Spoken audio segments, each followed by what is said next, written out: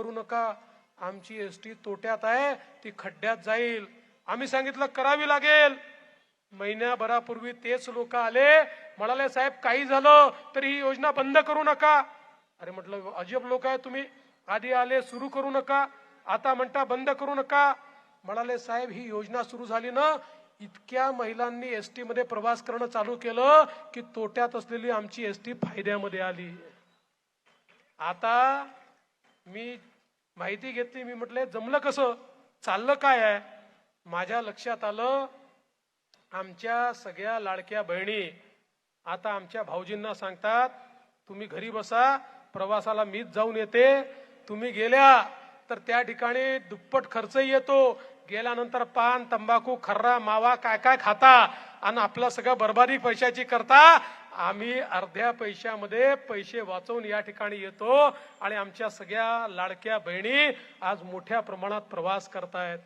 आणि आपण त्यासोबत एक महत्वाची योजना आणली, मुख्यमंत्री माझी लाडकी बहीण योजना.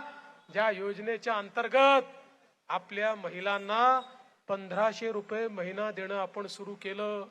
योजना आणली, हे काँग्रेसचे लोक, उबाठाचे लोक, शरद पवारांचे लोक योजना होऊच शकत नाही, ही नकली योजना आहे, पैसा जाणारच नाही, हे जमणारच नाही, तुम्ही खोटं बोलताय. त्यांच्या नाकावर टिच्चून 2.5 कोटी लाडक्या बहिणींच्या खात्यामध्ये नोव्हेंबर पर्यंतचे पैसे टाकून दिले. यांचे चेहरे छोटे छोटे झाले. पण माझ्या बहिणींना मला सांगायचं आहे, आम्ही जसे तुमचे लाडके भाऊ आहोत, तुमचे काही सावत्र भाऊ देखील फिरतायत. या सावत्र भावांनी, तुमच्या काँग्रेसच्या सावत्र भावांनी ही योजना बंद करावी म्हणून नागपूर उच्च न्यायालयामध्ये याचिका दाखल केली. कोण आहेत याचिका दाखल करणारे? नाना भाऊ पटोले आणि सुनील केदार यांचे अधिकृत निवडणूक प्रमुख अनिल वडपल्लीवार यांनी याचिका दाखल करून सांगितलं लाडकी बहीण योजना म्हणजे पैशाचा कचरा करणं आहे, ही योजना तुम्ही बंद करा.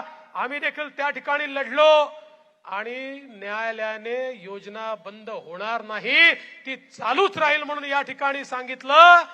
आणि आता बहिणींनो, पुन्हा तुमचा आशीर्वाद आम्हाला मिळाला की 1500 रुपये नाही 2100 रुपये बहिणींच्या खात्यामध्ये जाणार आहेत.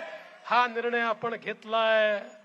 पण सवाल एवढाच आहे, लाडके भाऊ निवडून आले तर मोहन भाऊ हात वर करतील आणि लाडक्या बहिणींचे 1500चे 2100 करतील. आणि सावत्र भाऊ निवडून आले तर उद्धव ठाकरेंनी तर घोषणाच केली आहे, आमचं सरकार येऊ द्या, युती सरकारच्या सगळ्या योजना बंद करतो. या सावत्र भावांनी या सगळ्या योजना बंद करायचं ठरवलंय. आणि म्हणून मी तुम्हाला विनंती करण्याकरता आलो आहे, आपल्याला या निवडणुकीमध्ये तुमच्या करता काम करणारं सरकार हे द्यायचं आहे. मला माहिती आहे मोहन भाऊंनी सांगितलं या दक्षिण नागपूरमध्ये म्हाडाची मोठ्या प्रमाणात वसाहती आहेत. या वसाहतींचे 2 प्रश्न आहे. एक प्रश्न म्हणजे त्यांना इंडिव्हिज्युअल मालकी मिळत नाही आहे, ती देण्याच्या संदर्भात निश्चितपणे आपण निर्णय करू. आणि दुसरा महत्वाचा विषय, मोहन भाऊंची इच्छा आहे ज्याप्रमाणे मुंबईमध्ये आम्ही बीडीडीचा डेव्हलप केली, 120 चौरस फूट वाल्याला 500 चौरस फुटाचं घर मिळालं, त्याचप्रमाणे म्हाडाच्या वसाहती या ठिकाणी रिडेव्हलप झाल्या पाहिजेत.